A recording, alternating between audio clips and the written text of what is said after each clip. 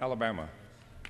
Yield 2 minutes to the gentleman from California. Gentleman is recognized for 2 minutes. Thank you. I thank the gentleman for yielding, and I hear the chairman's comments and remarks. And you know, there's no argument with anyone, I think, on this floor about that executive pay has been an issue, that there has been excessive, and that there has been problems that have been created in companies and the economy with executive compensation. I think I would argue that rather than excessive risk-taking, that it's more about short-term thinking instead of long-term thinking, which, by the way, is way bigger than just executive pay and way bigger than the scope of this bill, and which this bill will not solve.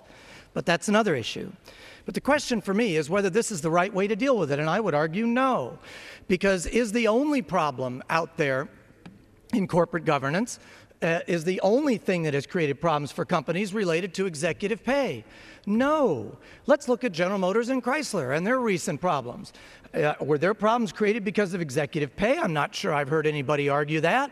But were their problems caused in part, at least, because of excessive union contracts?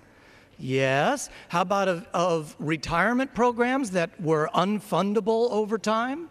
Yes. What about other companies where perhaps there have been legal settlements that have created problems that have been fatal or resulted in companies going bankrupt?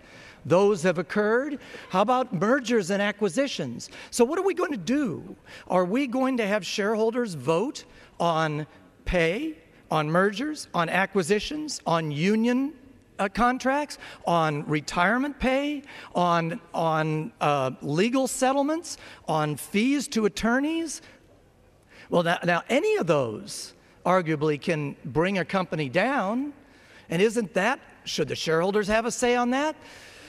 You know, obviously the shareholders are the ultimate owners of the company. If you want to give them a say on pay, fine, then you better give them say on all the rest of that. But I'm not sure anybody on this floor thinks that that's the right thing to do. The best way for shareholders to express their displeasure with the management or operation of a company is through the board of directors. And that's the way it has been done, and that's the way it should be done. I yield back the balance of my time. Gentleman yields back his time.